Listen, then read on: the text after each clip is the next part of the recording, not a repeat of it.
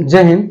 पिछले क्लास में हमने पढ़ा था सांसदों की निर्योग्यता या सांसदों की निर्योग्यता के आधार। इसमें हमने पढ़ा था जन प्रतिनिधित्व अधिनियम 1951 के तहत सांसदों को किस प्रकार से निर्योग्य घोषित किया जाता है तथा दल बदल कानून के आधार पर सांसदों को किस प्रकार से निर्योग्य घोषित किया जाता है। ठीक है, आज हम पढ़ेंगे लोकसभा अध्यक्ष एवं उपाध्यक्ष, जिसको हम कहते हैं स्पीकर एवं डिप्टी स्पीकर। ठीक है, स्पीकर एवं डिप्टी स्पीकर। ठीक है, देखिए जो वर्तमान में लोकसभा अध्यक्ष हैं ओम बिरला हैं। भारत के प्रथम जो स्पीकर थे जीबी मावलंकर जी थे। ठीक है, और प्रथम महिला जो स्पीकर थी वह थी मीरा कुमार। प्रथम महिला जो स्पीकर थी वो मीरा कुमार थी। ठीक है, देखिए हम पढ़ने जा रहे हैं स्पीकर के बारे में। स्पीकर होता क्या है? जैसे सांसद को जब हम चुनते हैं, चुन करके इनको संसद में भेजते हैं, तो इन्हीं सांसदों में से एक अपने ही बीच से स्पीकर को चुना जाता है। इन्हीं सांसदों में से अपने बीच से ही क्या किया जाता है, एक अध्यक्ष चुना जाता है, जिसे हम स्पीकर कहते हैं। एक स्पीकर चुना जाता है। पहली बात तो ये समझ लीजिए, स्पीकर सांसदों द्वारा क्या है, लोकसभा के सदस्यों द्वारा, लोकसभा के सदस्यों द्वारा अपने मध्य से ही, अपने बीच से ही क्या किया जाता है, चुना जाता है। कौन? अध्यक्ष, स्पीकर। लोकसभा के जो सदस्य होते हैं, जो सांसद होते हैं, वो अपने ही बीच से क्या कर देते हैं, स्पीकर को चुन लेते हैं। ठीक है ना। इस संबंध में राष्ट्रपति द्वारा इसका चुनाव होता है ना, राष्ट्रपति द्वारा स्पीकर के चुनाव की तिथि की घोषणा की जाती है। तिथि की घोषणा की जाती है। जैसे इनका चुनाव होता है तो इनके चुनाव के जो तिथि की घोषणा होती है राष्ट्रपति द्वारा की जाती है। ठीक है ना, ये बहुत इंपॉर्टेंट क्वेश्चन बनता है। ठीक है, स्पीकर की जो पदावधि है, स्पीकर की पदावधि, देखिए स्पीकर का पद एक ही शर्त पे खाली हो सकता है, जब वह लोकसभा का सदस्य न हो। ठीक है, लोकसभा का सदस्य न हो, एक ही शर्त पर रिक्त हो सकता है। पद इसका कब रिक्त, स्पीकर का जो पद है ये कब रिक्त हो सकता है, जब यह कब रिक्त हो सकता है, जब यह लोकसभा का सदस्य न हो। मतलब जो स्पीकर है यदि लोकसभा का सदस्य नहीं है तो वो पद क्या कर दिया जाएगा, रिक्त कर दिया जाएगा।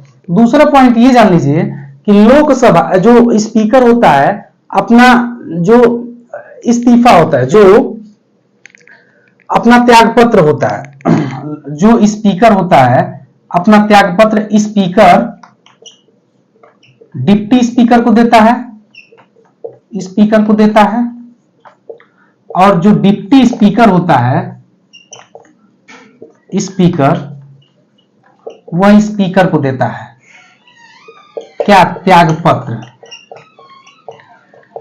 इनका जो त्यागपत्र होता है, स्पीकर जो होते हैं अपना त्यागपत्र डिप्टी स्पीकर को देते हैं, और जो डिप्टी स्पीकर होते हैं वो अपना त्यागपत्र स्पीकर को देते हैं। ठीक है, इसके बाद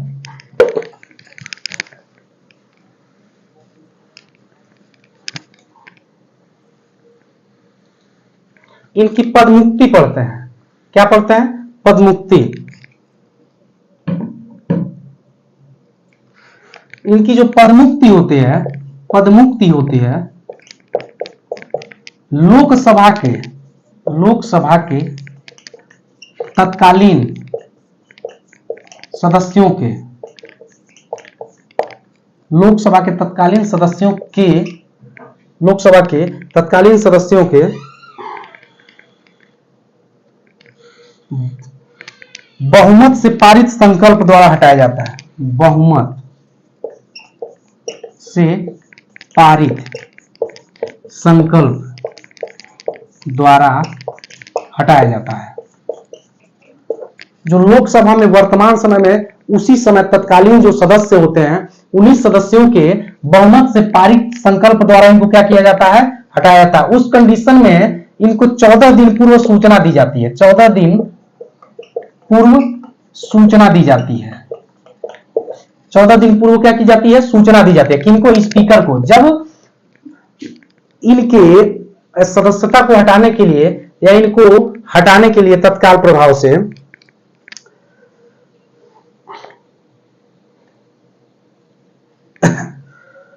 जब इनको हटाने की प्रक्रिया संसद में चल रही होती है, उस समय ये स्पीकर का पद नहीं संभालते हैं, संसद की अध्यक्षता नहीं करते हैं, संसद की अध्यक्षता का नहीं करते हैं। इस समय इनको हटाने की प्रक्रिया चल रही होती है, वो संसद की अध्यक्षता नहीं करते हैं। एक बात हमेशा ध्यान दीजिएगा, जब चुनाव होता है, इनको हटाने की प्रक्रिया चल रही होती है, तो पहला मत यही डालते हैं, पहला मत स्पीकर ही डालते हैं, देते हैं। पहला मत जो होता है, जब इनको हटाने की प्रक्रिया चल रही होती है, तो जब वोटिंग होती है तो पहला मत स्पीकर ही देते हैं, ठीक है ना। इसके बाद कुछ इंपॉर्टेंट पॉइंट नोट कर लीजिएगा।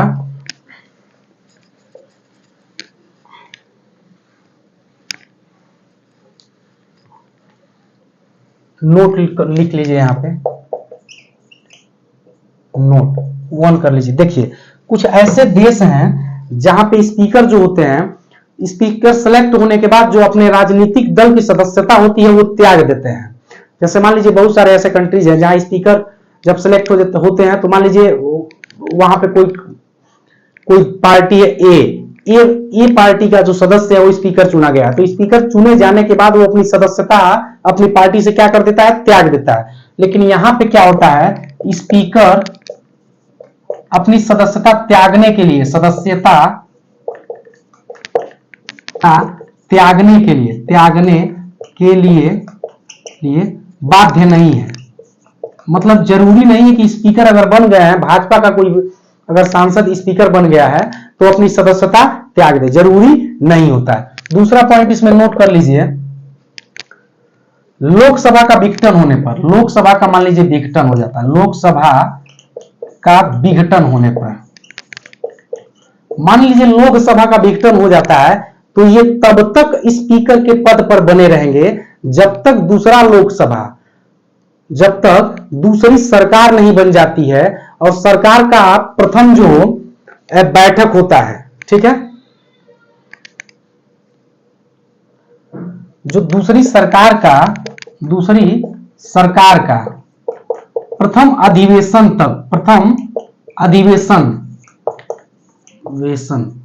के ठीक पहले तक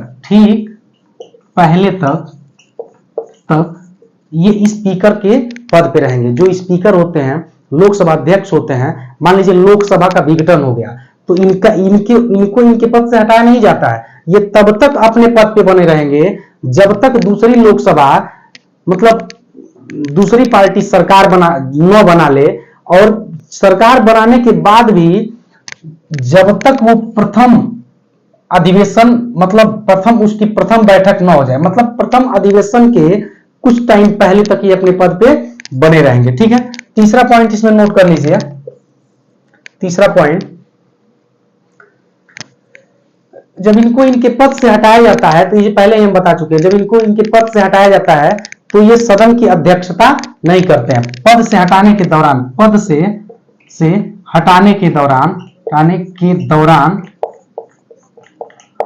इस सदन की अध्यक्षता नहीं करते हैं, सदन की अध्यक्षता नहीं करते हैं। जो लोकसभा के अध्यक्ष होते हैं, जब इनको इनके पद से हटाया जाता है तो ये उस समय अपने सदन की अध्यक्षता नहीं करते हैं, ठीक है। इसके बाद पढ़ते हैं स्पीकर की शक्ति एवं कार्य। स्पीकर की शक्ति एवं कार्य, स्पीकर की शक्ति एवं कार्य, लोकसभा के जो अध्यक्ष होते हैं उनके शक्ति एवं कार्य लिखेंगे। स्पीकर की शक्ति एवं कार्य, स्पीकर की शक्ति एवं कार्य, ठीक है। इसके बाद हम पढ़ते हैं स्पीकर की शक्ति एवं कार्य।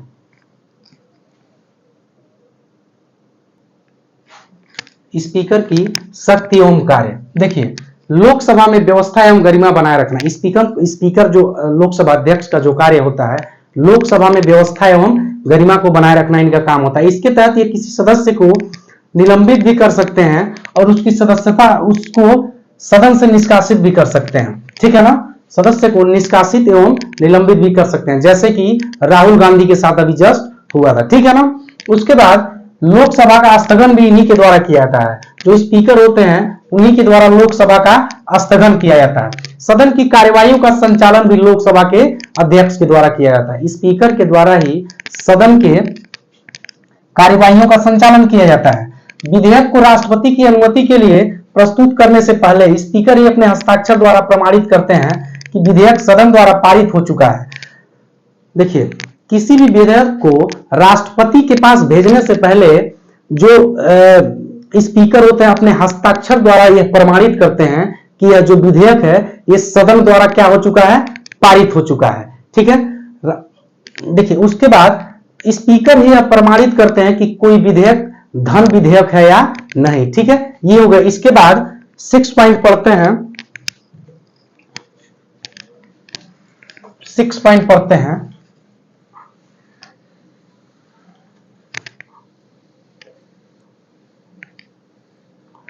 मान लीजिए कोई विधेयक है,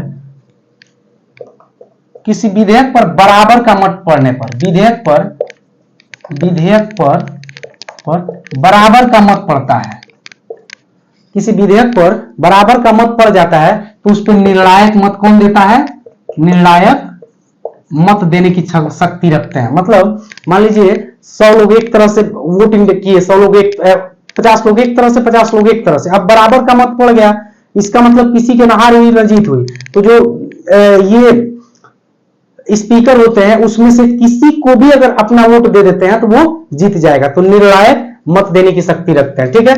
उसके बाद 57 नोट कर लीजिए।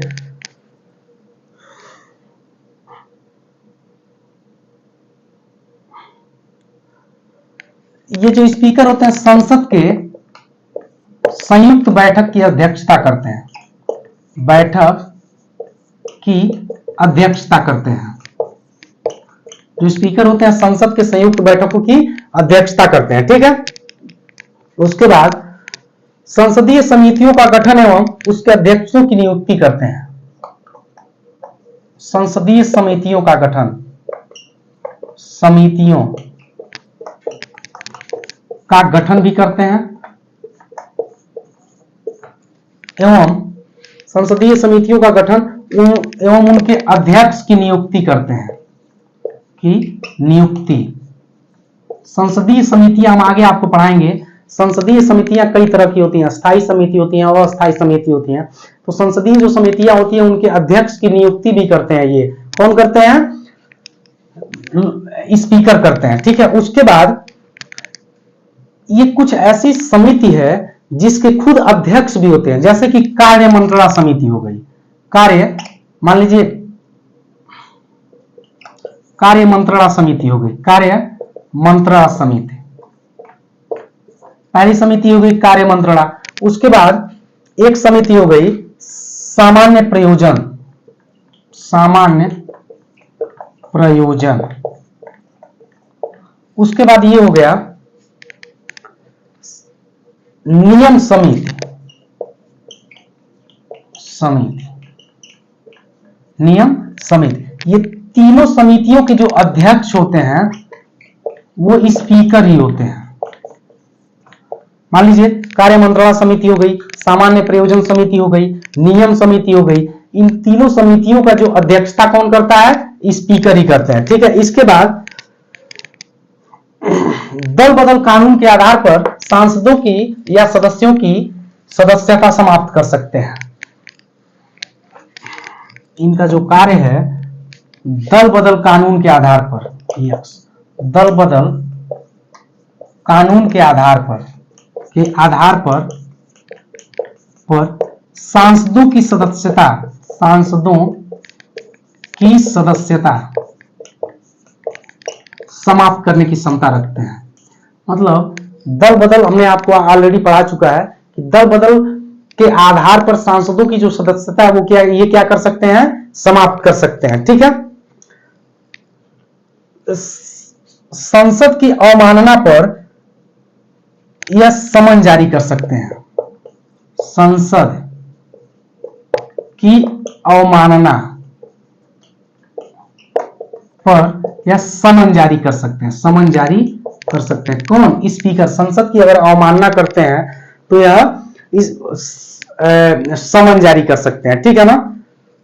इन्हीं के द्वारा विपक्ष के नेता को मान्यता दी जाती है। विपक्ष के नेता को मान्यता कौन देता है? स्पीकर ही देते हैं। स्पीकर द्वारा ही विपक्ष के नेता को मान्यता दी जाती है। ठीक है ना। लोकसभा का जो सचिवालय होता है, लोकसभा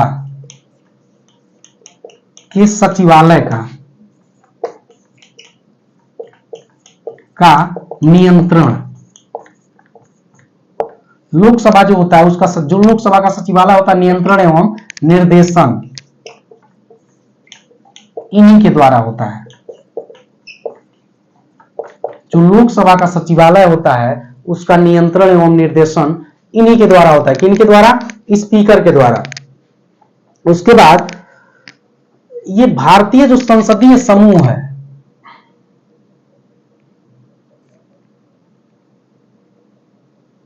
जो भारतीय संसदीय समूह है, भारतीय संसदीय समूह है, इसकी अध्यक्षता भी करते हैं। भारतीय संसदीय समूह के क्या होते हैं? ये पदेन अध्यक्ष होते हैं, पदेन अध्यक्ष होते हैं। कौन? स्पीकर।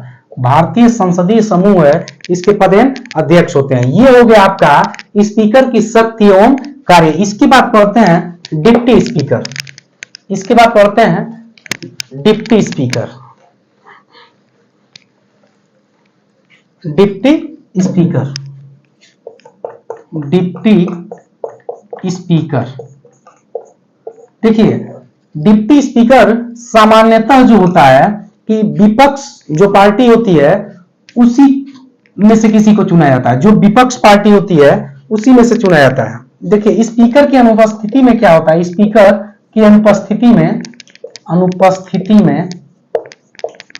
में जब स्पीकर नहीं रहते हैं तो उनके स्थान पर डिप्टी स्पीकर स्पीकर की भूमिका निभाते हैं। स्पीकर की भूमिका निभाते हैं।